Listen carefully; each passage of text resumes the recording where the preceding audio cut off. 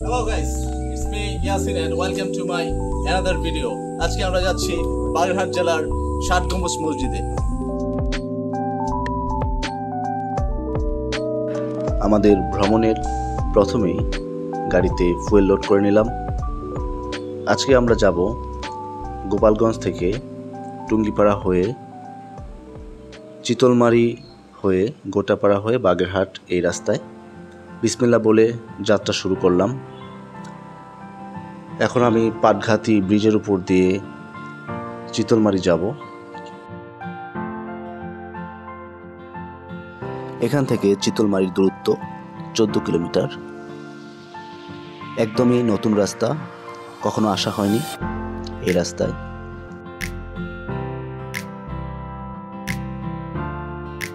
চিতলমারি পার হয়ে বাগেরহাট মণিগঞ্জ ব্রিজের উপর একটু দাঁড়ালাম।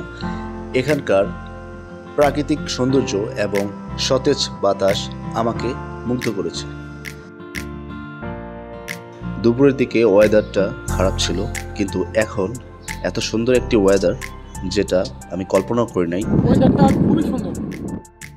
যাত্রা বিরতির পর আমরা আবার রওনা হলাম বাগেরহাট 7 গম্বুজের উদ্দেশ্যে।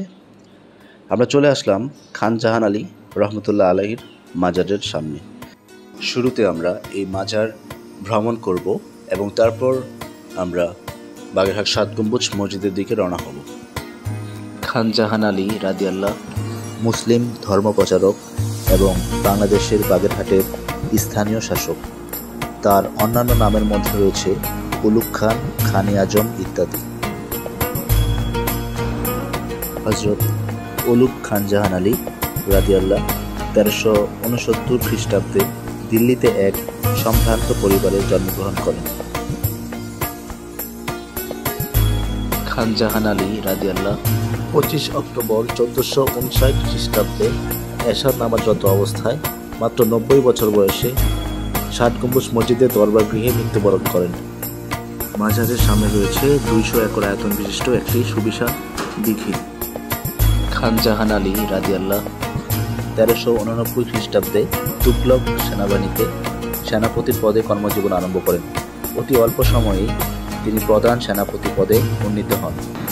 1394 খ্রিস্টাব্দে মাত্র 26 থেকে 27 বছর বয়সে তিনি জৈনপুর প্রদেশের জাবিতান গভর্নর পদে যোগ দেন।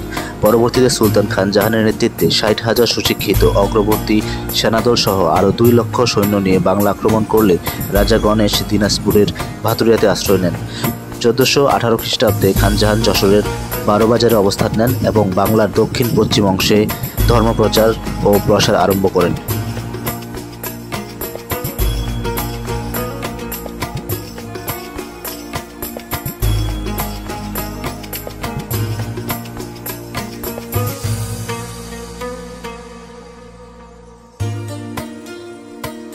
মাজার থেকে 7 গম্বুজ মসজিদের দূরত্ব 2.5 কিলোমিটার।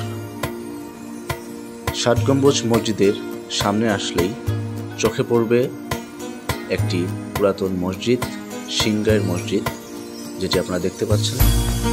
7 গম্বুজ মসজিদের প্রবেশপথের বাম দিকে একটু সামনে আসলেই পাবেন গাড়ি পার্কিংয়ের জন্য সুব্যবস্থা।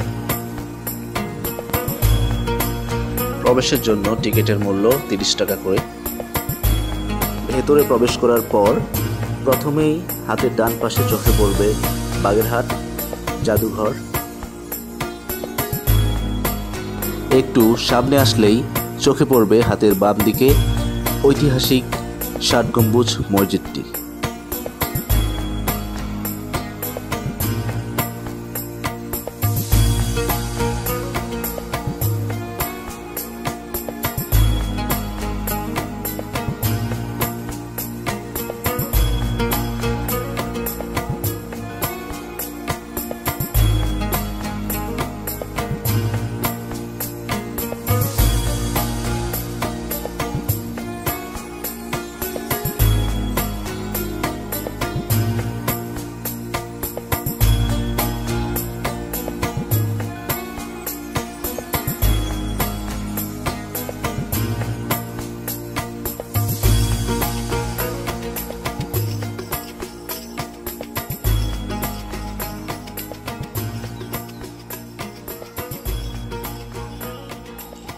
আসসালামু আলাইকুম। আমরা এখন আছি ৬০ গম্বুজ মসজিদের ভিতরে।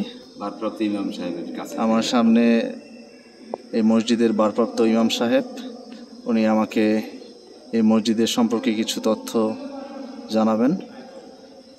আসসালামু আলাইকুম ওয়া রাহমাতুল্লাহি। ওয়ালাইকুম আসসালাম। ভালো আছেন? আলহামদুলিল্লাহ। এই ঐতিহাসিক ৬০ গম্বুজ মসজিদে ৬০টি পিলার আছে, ৮১টি গম্বুজ, ২২টি জানালা, ৪টি দরজা, 10টা মেহরাব। আনুমানিক ৬০০ বছর আগের মসজিদ।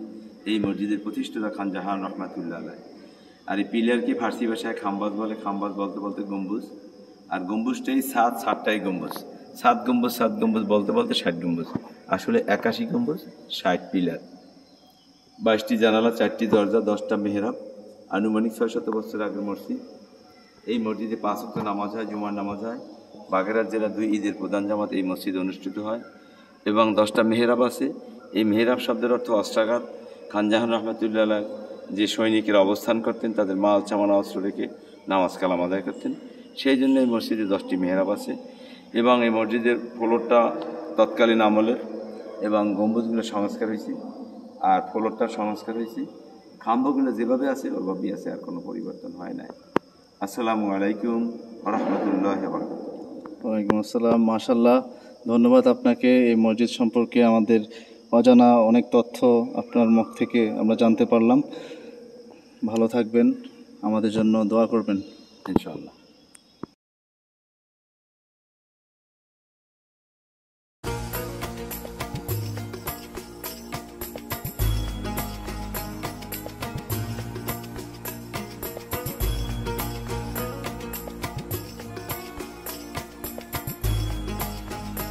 মসজিদটির পেছনে রয়েছে একটি সুবিশাল দিঘি।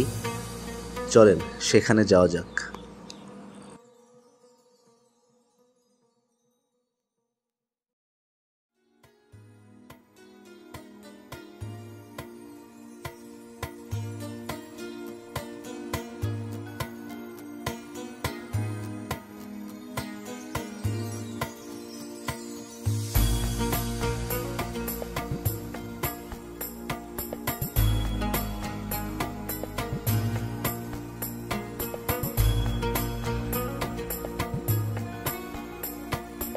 দিঘির পাড়ে এসেই চোখে পড়ল বিকেলের সূর্যাস্তের মনোরম দৃশ্য।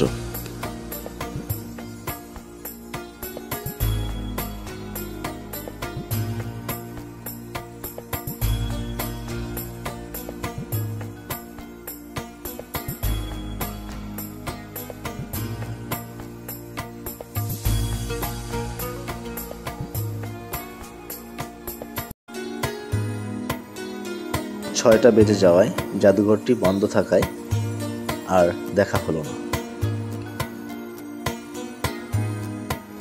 যেতে যেতে রাত হয়ে যাবে, এবার গন্তব্যে ফেরার পালা। অবশ্যই আপনারা রাতে রাইড করার সময় বিশেষ সতর্কতা অবলম্বন করবেন, কারণ রাতের বেলা একটু অসতর্ক হলে ঘটে যেতে পারে বড় কোনো দুর্ঘটনা। আর সেই সাথে আপনারা নিজের প্রতি খেয়াল রাখবেন, পরিবারের প্রতি যত্নশীল হবেন, 5 ওয়াক্ত নামাজ আদায় করবেন, যার যার ধর্ম শেষে সুন্দরভাবে পালন করবেন। আল্লাহ হাফেজ, সবাই ভালো থাকেন, সুস্থ থাকেন, সেই কামনায় আমি ইয়াসিন বিদায় নিচ্ছি। আসসালামু আলাইকুম।